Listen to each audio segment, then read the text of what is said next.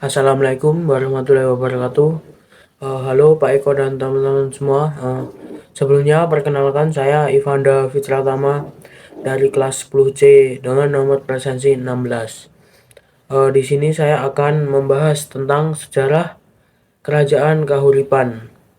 Jadi sebelum itu Kerajaan Kahuripan adalah salah satu kerajaan dari masa Hindu-Buddha di Jawa Timur yang berdiri pada abad ke-11. Kerajaan ini didirikan oleh Raja Airlangga pada tahun 1019 Masehi. Sebagai kelanjutan dari Kerajaan Mataram kuno periode Jawa Timur atau Kerajaan Medang, ibu kota kerajaannya terletak di Kahuripan, di dekat Lembah Gunung Penanggungan atau di sekitar Sidoarjo kalau sekarang. Jadi kerajaan ini berumur sangat pendek dan Raja Airlangga itu menjadi satu-satunya penguasa yang pernah memerintah. Oke, pada topik pembahasan yang pertama yaitu latar belakang berdirinya kerajaan. Sejarah berdirinya kerajaan Kahuripan dapat ditelusuri dari peristiwa runtuhnya kerajaan Mataram kuno periode Jawa Timur atau kerajaan Medang. Pada tahun 1016 Masehi, ibu kota kerajaan Medang yang terletak di Watan atau sekitar Timur Madiun kalau sekarang diserang oleh Raja Wurawari dari Lewaram yang notabene adalah sekutu dari kerajaan Sriwijaya. Kala itu, kerajaan yang diperintah oleh Raja Dharmawangsa Teguh yang berkuasa antara tahun 985 sampai dengan 1017 Masehi.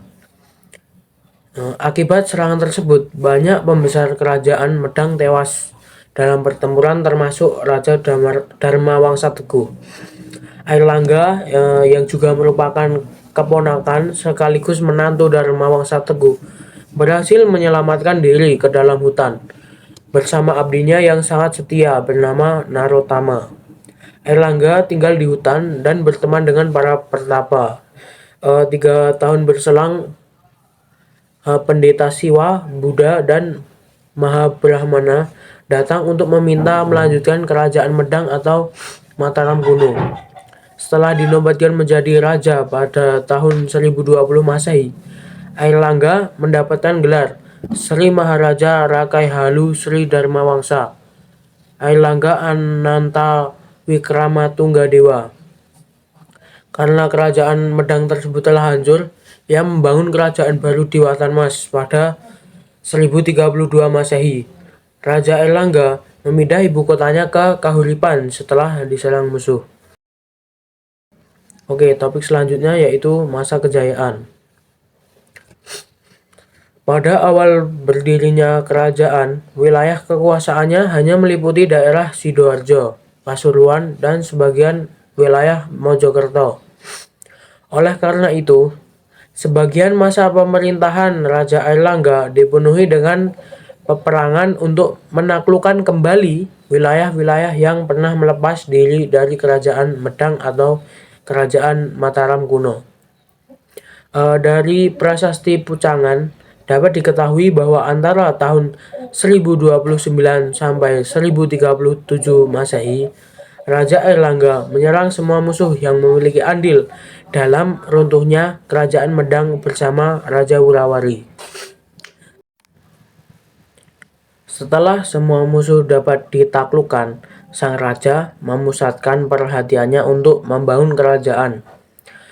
Kemajuan pada masa pemerintahan Raja Airlangga dapat dilihat dari pesatnya pembangunan, termasuk pembangunan berbagai candi dan pusat pendidikan keagamaan. Juga membangun seperti bendungan, pelabuhan, dan juga jalan. Raja Airlangga juga meringankan beban pajak rakyatnya yang sering terkena musibah. Selain itu, pada pemerintahan Raja Airlangga terdapat seorang pujangga yang bernama Empu Kanwa. Empu Kanwa terkenal dengan karyanya berjudul Kitab Arjuna Wiwaha. Selanjutnya topik yang ketiga yaitu fase kemunduran atau fase kerajaan itu runtuh atau bahkan sampai hilang.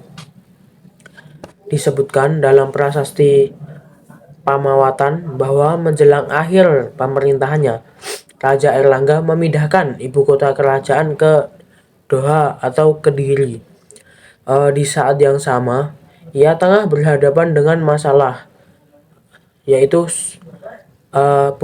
putri kerajaannya, Sri Sanggarama Wijaya Dharma Prastada Tunggadewi, yang seharusnya mewarisi tahta untuk meneruskan tahta dari Raja Airlangga, justru memilih untuk menjadi pertapa.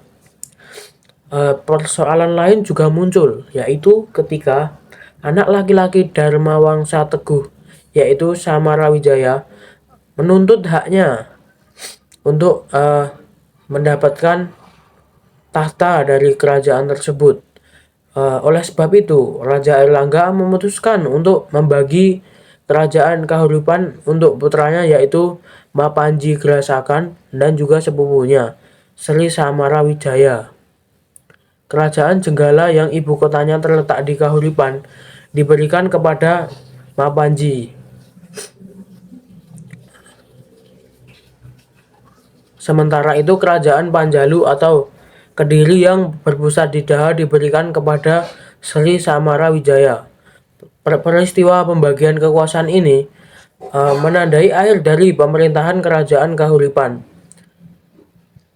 Setelah turun tahta, Airlangga memilih untuk menjadi petapa hingga akhir hayatnya pada tahun 1049 Masehi. Dengan begitu bisa kita simpulkan bahwa Airlangga menjadi pendiri sekaligus satu-satunya raja di kerajaan Kahuripan. Kerajaan Kahuripan juga tidak runtuh karena serangan musuh, namun Raja Airlangga yang memutuskan sendiri untuk turun tahta dan membagi kerajaannya untuk menghindari perang saudara pada tahun 1045 Masehi. Tapi selanjutnya yaitu peninggalan atau bukti bahwa kerajaan itu pernah ada. Yang pertama ada Candi Belahan. Candi Belahan ini terletak di lereng timur Gunung Penanggungan. Candi ini memiliki patung Dewi Laksmi yang mengalirkan air secara terus-menerus bahkan pada musim kemarau. Yang kedua ada Candi Watu Tulis yang berlokasi di Desa Watu Tulis, Kabupaten Sidoarjo, Jawa Timur. Candi ini memiliki kondisi yang cukup hancur, namun diyakini sebagai peninggalan dari masa kerajaan Kahuripan. Yang ketiga ada Candi Jalatundo yang terletak di Desa Seloliman, Kabupaten Mojokerto. Candi ini merupakan kompleks pertirtaan yang diperkirakan sudah ada sejak masa kerajaan Kahuripan. Yang keempat ada Prasasti Pamuatan. Prasasti Pamuatan ini ditemukan di daerah Kediri. Prasasti ini memberikan informasi mengenai pemindahan ibu kota kerajaan Kahuripan ke Daha atau Kediri pada tahun 1024 Masehi. Yang terakhir ada Prasasti Pucangan.